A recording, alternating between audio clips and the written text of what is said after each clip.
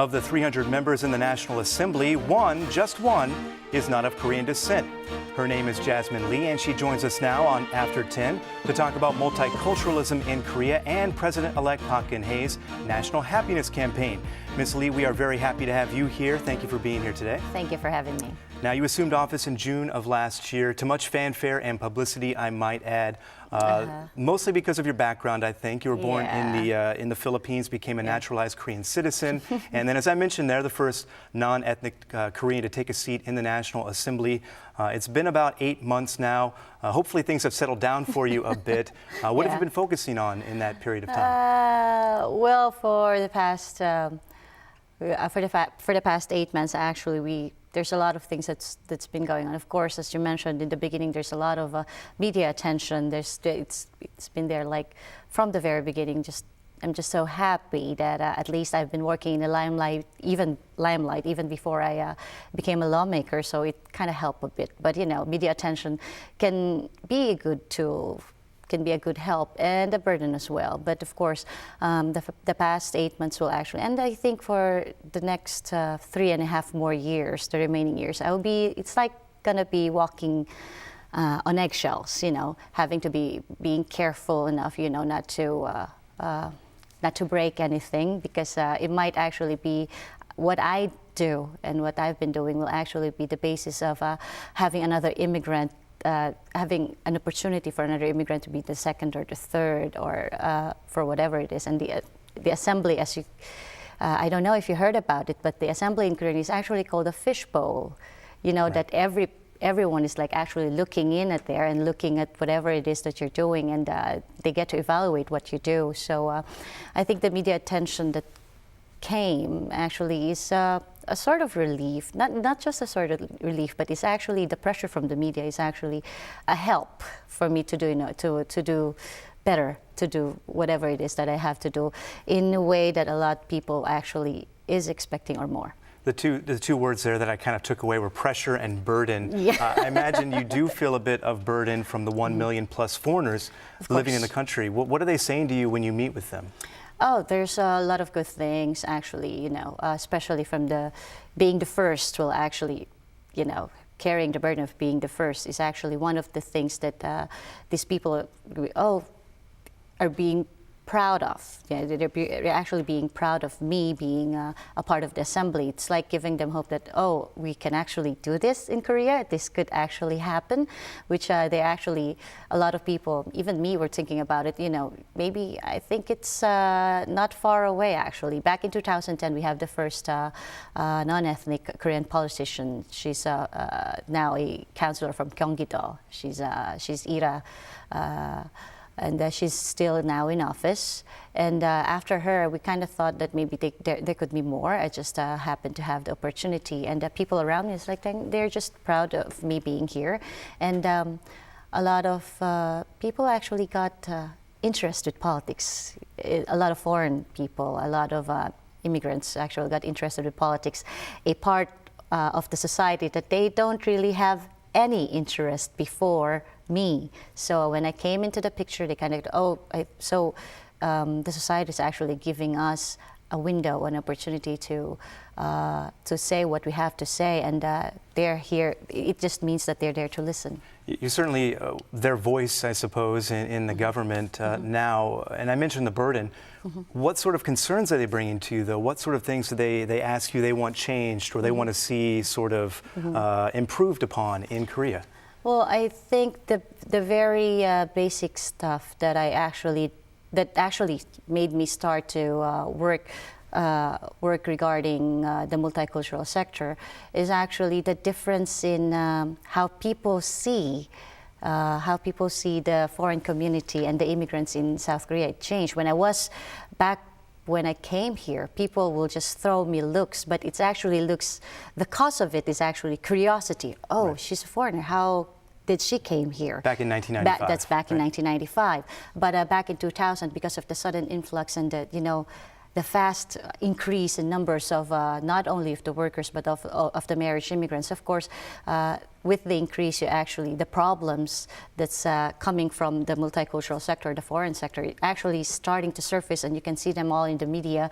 And a lot of people changed their views regarding foreigners, like some Korean people actually think that foreigners are actually bad, and they actually like the marriage migrants themselves. They look down at all these marriage immigrants because of the fact that they think that they're uneducated, or they're from the male, or they got married to the mail order bride system. So and for the workers, for the what we call here in Korea non-skilled workers.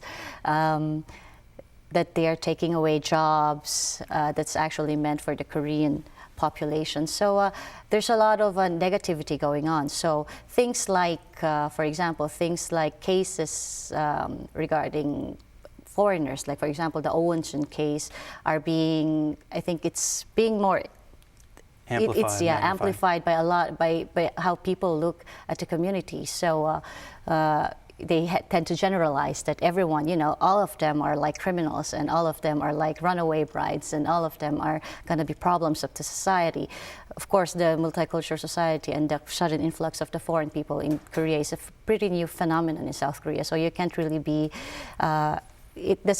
it's not really a big wonder that people will actually be afraid of what's going to happen, because they don't really know. This is a pretty new thing for South Korea, and they don't really know what's happening. And hearing news about multicultural, countries which accepted multiculturalism, like Europe, what happened to France and all the other countries that who actually are declaring that multiculturalism is a failure, you get all of the frightening stuff, so you get to think of the negative. So a lot of foreign people, even the immigrants, what they actually want to do is, at least change the perspective. I mean, to better the perspective of the people. And how do you do that, though? Well, actually, that's the first thing that I actually thought of when I came to the assembly. I was working, as I've said, in the media for like the past 7 years, and I noticed the change. And living in Korea for 19 years, I noticed the change. So I think we have to do some campaign, or do something to better the perspective of the people, and of course to prepare in the future for whatever the social conflicts that may arise in the future, because Korea is pretty much different with the way Europe, because of the workers in Europe. Most of the immigration is because of the workers. Now, Korea is actually concentrating more on the marriage immigrants, so they're being absorbed with the Korean family a lot, like right after they immigrate.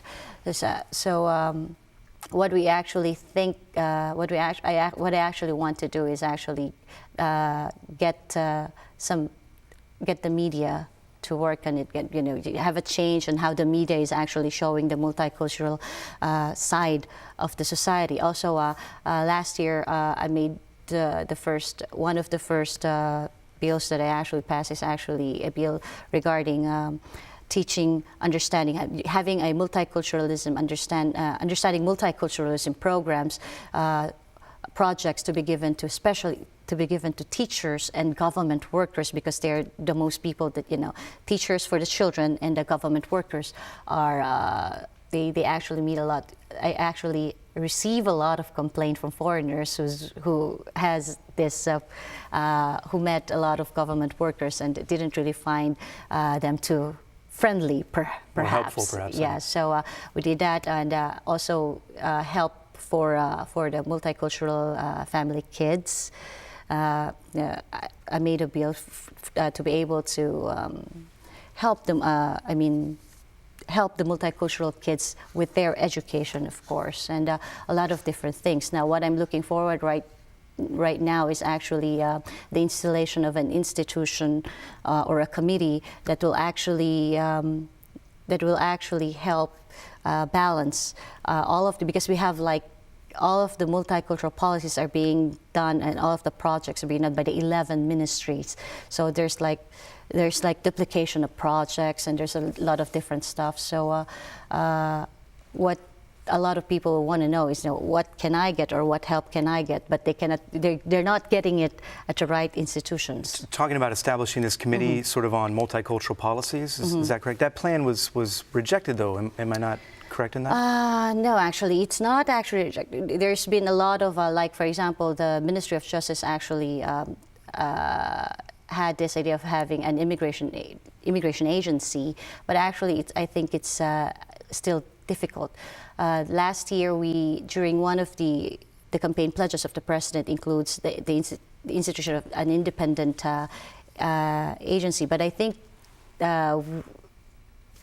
we had some sort of misunderstanding, because people are actually thinking of making another government, another ministry, or another agency, but it's not the only way to do that. As of the moment, we have under the Prime Minister a multicultural policy committee, which and a foreign policy committee. So we have those two committees under the Prime Minister. The problem is what they do is only get to meet once or twice a year and plan out, have some meetings and plan out the next 5 years. So what to do, the policies for the next 5 years. But they don't really have the power.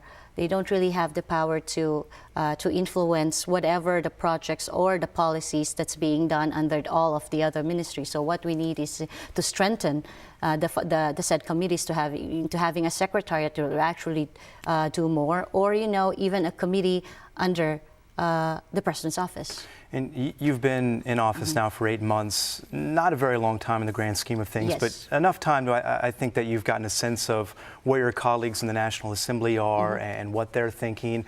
What are they thinking? Are they generally supportive of this multicultural society, or is there some pushback from them as well in those ranks?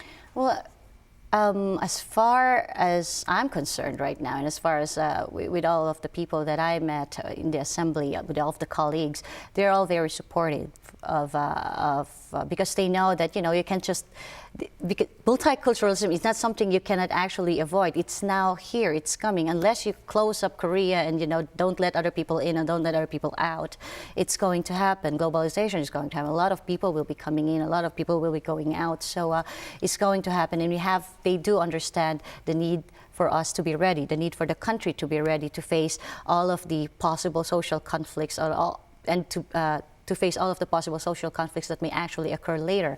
Now, of course, there are different opinions regarding, how things should be implemented. But as far as for me, they've been so supportive of me and of the bills that I'm actually passing. And it's quite odd because in my case, there's no opposite party or there's no majority party. Everyone is, when you say multicultural, okay, she's the one to go to. When you have some problems regarding multicultural problems, you go to her office and she's going to tell you the right thing. So they're just so supportive of everything that I do, and I'm just so thankful. And I imagine that's where some of that burden comes in too, if they're all coming to you to it's talk just about everything that comes out, and every problem that might arise from it, they will actually, well, she did it.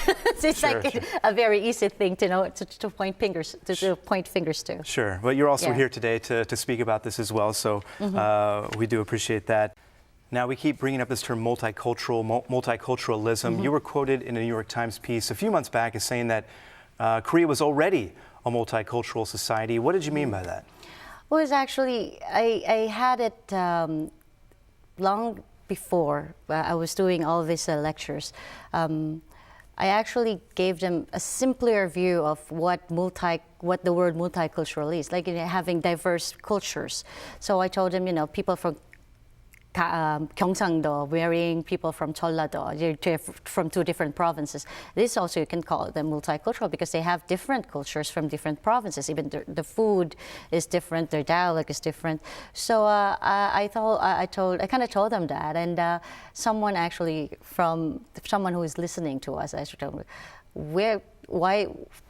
to what kind of people are you putting the word multicultural? We're not multicultural, and they were just so negative about the word that it made, it was off. But it is actually Korea right now is a multicultural society. You have a lot of people from diverse backgrounds, either they're workers or marriage immigrants or just tourists who is already here. So you can't actually stop multiculturalism. As, like a while ago I told you that most of the colleagues that I work with actually think that, you know, multicultural society is actually here in South Korea right now. We're actually having a multicultural society. I mean, here in Korea, you and me talking right now, it's pretty Very multicultural. Yeah, exactly. So, but the problem is the word multicultural, when it first started out, I was happy about it. It was a welcoming factor for me because I thought it's a word that actually shows that you know, the society is now acknowledging that we're a part of the society. But there are people that are not happy with that term, though, right? Yes, because after that word came out, just like not more than a year or two, even it happened to me, it became like a very invisible line that, you know, that differentiates Korean families from multicultural families. So instead of a word to acknowledge a part of a society, it became a word to segregate people. So segregate different sectors. And so, and as far as it denotes, like if people say that you're from a multicultural family, it actually denotes that it's a family wherein a Korean is married to a Southeast Asian woman and who, you know, wasn't able to get education or doesn't have money, or they got her from the marriage brokerage, so it's a mail order bride. So very negative stuff, and all this family are poor, and the kids can't, you know, they're having difficulty in school, they're having difficulty adjusting to the society. So they're being, a multicultural family is actually being drawn up as a problem the way it's for being the society. defined, Yes, as of the moment. But at the same time, though, this is a freight train that Korea is not going to be able to stop or get out of the way of. In the long run, this is going to benefit Korea, is it not? Yes, well, the start of the influx of the marriage immigrants in Korea is because of a need of Korea, because back in the rural areas you can't find brides for the men in the rural area. So it actually started as a campaign from the government. They actually they actually gave a budget for those men in the rural areas to be able to get married to foreign brides. So it's actually a project of the government, and of course the workers, the labor for the jobs, you know, for the labor field. Of course, all of these immigrant workers are called upon because of a need to, you know, to do business as usual, to work on the factories, because there are no people working in the factories. Of course, in the long run, it should benefit Korea. And I think your job, I suppose, over the next few years is going to be to sort of help that process along, as you've been saying here. Yes. What would you put at the top of your agenda right now as something that you would like to see changed in the next few years? Yes. As far as I am concerned right now, at least for the moment, my biggest concern is actually, because a lot of people has been having complaints, and before I even became a lawmaker like 3 to 4 years ago, I've been hearing a lot of stories about, no, not only stories, but I've been seeing a lot of stuff that most government agencies or most government ministries are actually doing very short-term projects. So short-term, they have these policies, but they are only doing short-term projects. Now, they are not doing anything to to better they're not doing any projects or programs to better the perspective of the mainstream society regarding their acceptance of multiculturalism.